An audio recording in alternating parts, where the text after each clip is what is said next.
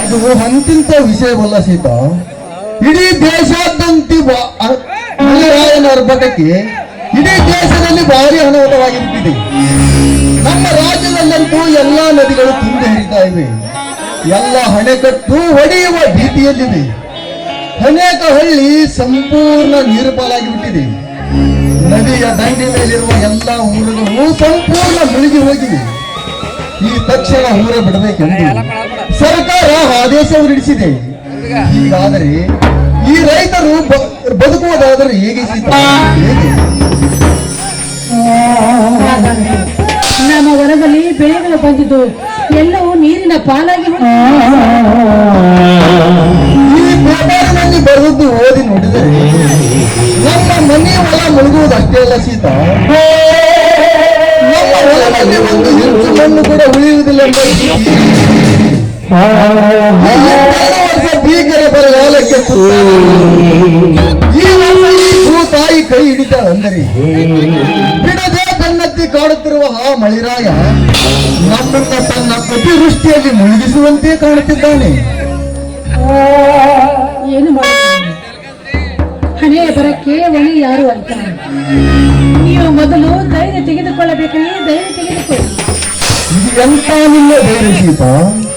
ಬೇತುಂಬಿ ನಿಂತ ಎಂಟು ಬರೆಯ ಕಣ್ಣೀರಿನ ಗೋಣಿ ಸೀತಾ. ಈ ರೈತನ ಬಾಳು ಕಣ್ಣೀರಿನ ಹೊಳಬೇಡಿ ಸಬೀರಿ ಒಳಬೇಡಿ. ನೀವೀಗ ಧೈರ್ಯವನ್ನೇ ತೆಗೆದುಕೊಳ್ಳಬೇಕು. ಆ ಮೂರ್ನಾಳ ಅಖಂಡೇಶ್ವರ ಗದ್ದಿ ಕೆರೆಗೆ ಅಖಂಡೇಶ್ವರಿಗೆ ಗುರು ಎಂದರೆ ಸಂಪೂರ್ಣಕ್ಕೆ ದಾರಿಯ ತೋರಿಸ ದೇವರು. ಎಂತ ಬುದ್ಧಿ ನೀನು ಹೇಳಿದ ಈ ಮಾತನ್ನು ಕೇಳಿ ನಾನು ನನ್ನದು ಎಂಬುದರಲ್ಲಿ ಇದು ಎಲ್ಲ ಆ ಜಗದೊಡೆಯನೇ ಈ ಜಗಕ್ಕೆ ಈಶ್ವರ. ನಾವೆಲ್ಲ ಪಾತ್ರಧಾರಿಗಳು, ಅವನೇ ಸೂತ್ರಧಾರಿ. ಬಂದತ್ತು ಬರಲಿ ಆ ಅಖಂಡೇಶ ಗಂಗಾಧರ ಗುರುವಿನ ದಯವೊಂದಿರಲಿ.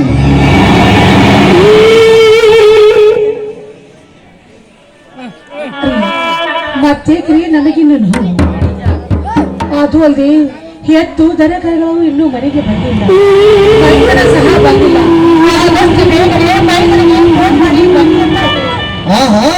ನಾ ಬಿಟ್ಟೆ ಅವರ ಲೆಕ್ಕ. ನೀನು ಹಾಡುತ್ತಾ ಕುಣಿಯುತ್ತಾ ನನ್ನಲ್ಲಿ ಹೆಜ್ಜೆ ಹಾಕು ಸಾಕು ಪಕ್ಕ.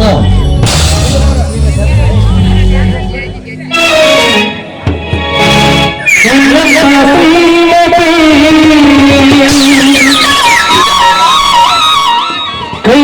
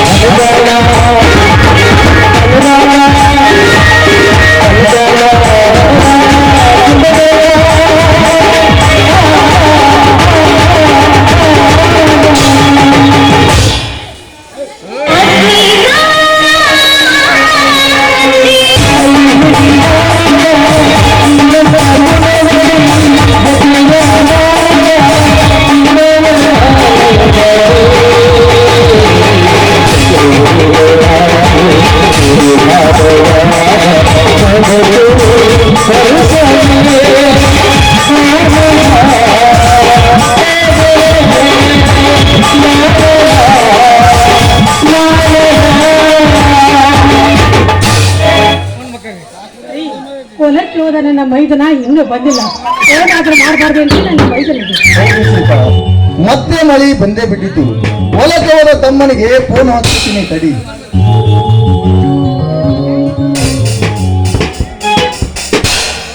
ಅಣ್ಣ ಅಣ್ಣ, ಏಕೆ ತಮ್ಮ ಗಡಿಬಿಡಿಯಿಂದ ಬಂದಿಯಲ್ಲಪ್ಪ? ಏಕೆ, ಏನಾಯ್ತು? ಘಾತವಾಯ್ತಣ್ಣ, ಘಾತವಾಯ್ತು. ದಡದಲ್ಲಿದ್ದ ನದಿಯ ನೀರು ಅತ್ಯಸಿಕೊಂಡಿದೆ.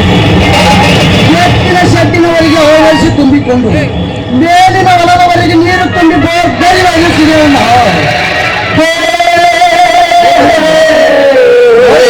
ಏನಾದರೂ ತುಂಬಿ ಬಂದೇ ಬಿಟ್ಟಿದೆಯಾ? ಹೌದಣ್ಣ, ದಡದಲ್ಲಿದ್ದ ನದಿಯ ನೀರು ಅತ್ಯಸಿಕೊಂಡು ನದಿ ಮುಂದೆ ಬಂದೇ ಬಿಟ್ಟಿದೆ.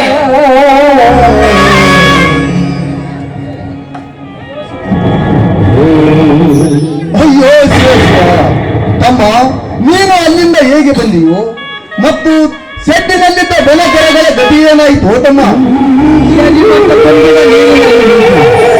ಕುಡುಗೋಲಿನಿಂದ ಎಲ್ಲ ಜನಗಳ ಹಾಕ ಕೊಯ್ದು ನನಗೆ ಈ ಸುತ್ತ ಬಂದೆ ನನ್ನ, ಈ ಸುತ್ತ ಬಂದೆ. ಹಾಗಾದ್ರೆ ಈ ಹೊಲದಲ್ಲಿರುವ ದನ ಕರುಗಳು ಮನೆಗೆ ಬರುವುದಾದ್ರು ಹೇಗೆ ಸ್ವಾಮಿ? ಎತ್ತು ಎಮ್ಮೆಗಳಿಗೆ ಏನು ಆಗುದಿಲ್ಲ ಅತ್ತಿಗೆ, ಅವು ಈಜುತ್ತಾ ಬರುತ್ತವೆ. ಆದರೆ ಕರುಗಳ ಈಜಿ ಬರುವುದು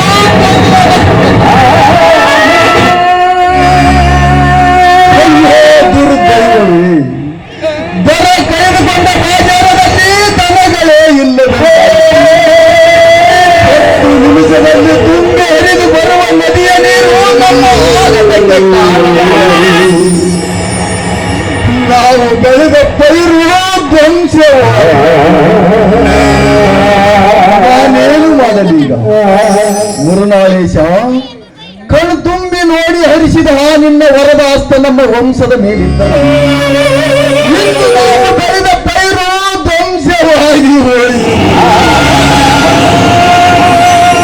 ನಾನೇನು ಮಾಡಲೀಗ? ಆತ್ಮಹತ್ಯೆಗೆ ಶರಣಾಗಲಿ, ಇಲ್ಲ ಮೈ ಬೆಳೆ ಎಂದು ರೇಗಾಡಿ ಚೀರಾಡಲಿ? ಹರಿಯುತ್ತಿರುವ ನದಿಯ ನೀರಿಗೆ ಹಾರಲಿ?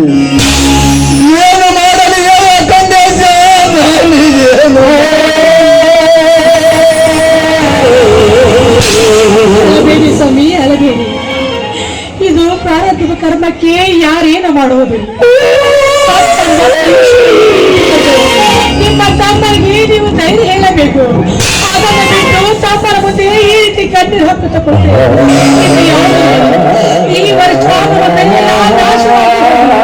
ಮುಂದಿನ ಸಲವಾದ್ರು ಆ ಭೂತ ಈ ಪಂಚ ಶಬ್ದ ನಡಕಿಸಿ ನಮ್ಮಂತ ರೈತರಿಗೆ ಬೆಳಕು ಕೊಡ್ತಾಳೆ ಸ್ವಾಮಿ. ನಿಮ್ಮ ಕಣ್ಣಲ್ಲಿ ನೀವು ನಾನು ನೋಡಬಾರದು. ನೀವು ಮೊದಲು ಸ್ವಲ್ಪ ಸಮಾಧಾನವಾಗಿ ಸೀತಾ, ಎಂತ ಗಂಡು ಮಾತು ಹೇಳಿದೆ ಸೀತಾ ನೀ ನನಗೆ. ನೀನು ಹೇಳಿದ ಈ ಮಾತು ಕೇಳಿ ಒಣಗಿದ ಬಣ ಚಿಗಿರಿತು, ಬತ್ತಿನ ಕೆರೆ ತುಂಬಿತು, ಹೊಡಲಿ ಹತ್ತಿಕೊಂಡ ಹುಲಿ ನಂದಿ ಹೋಯಿತು.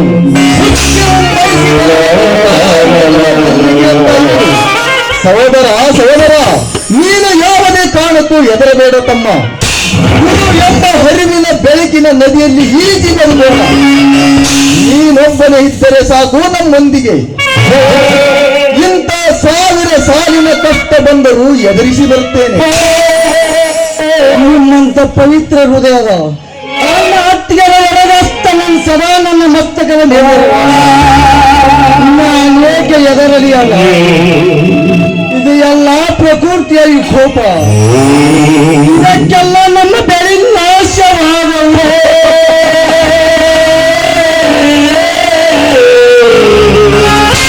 ನನ್ನ ಕೆರೆಗಳೆಲ್ಲ ಅಪ್ಪ ಅಮ್ಮ ಅಂತ ತೇಲಿದ.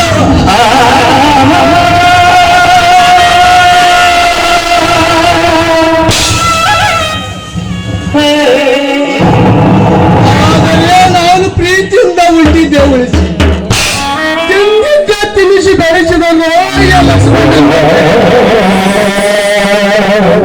ಒಳೆಯ ಪಾಲಾದವನು ತುಂಬಿದ ಒಳೆಯ ಪಾಲಾದ.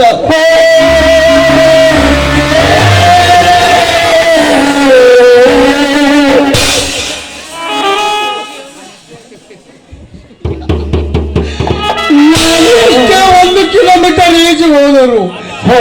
ಸಿಗಲೇ ಇಲ್ಲ, ನಾ ಸಿಗಲೇ ಇಲ್ಲ.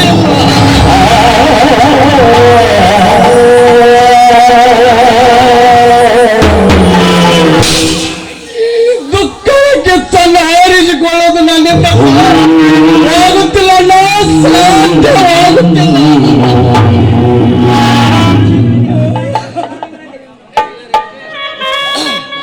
ಅಂದಾಗ ಕಾರಣವಿರಲಿ ಈ ಪ್ರಕೃತಿ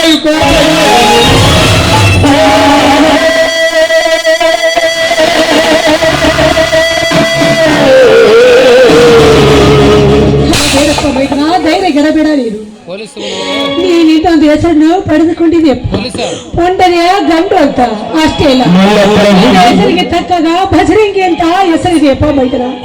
ನೀನು ಮಾತ್ರ ಧೈರ್ಯ ಗೆಡಬೇಡ.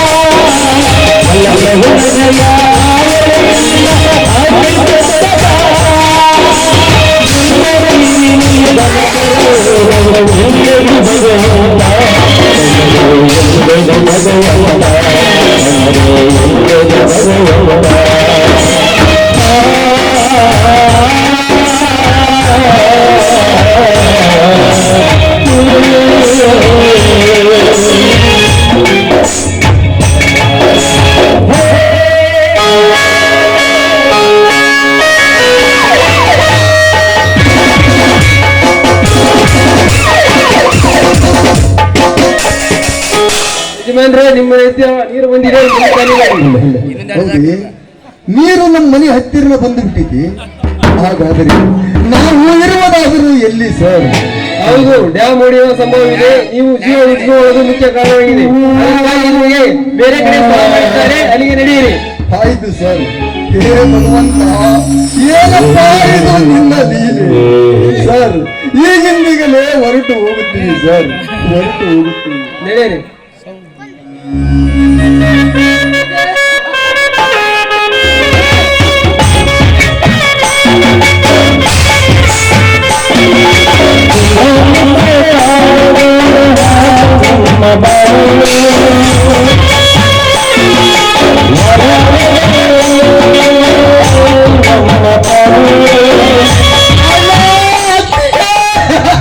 Oh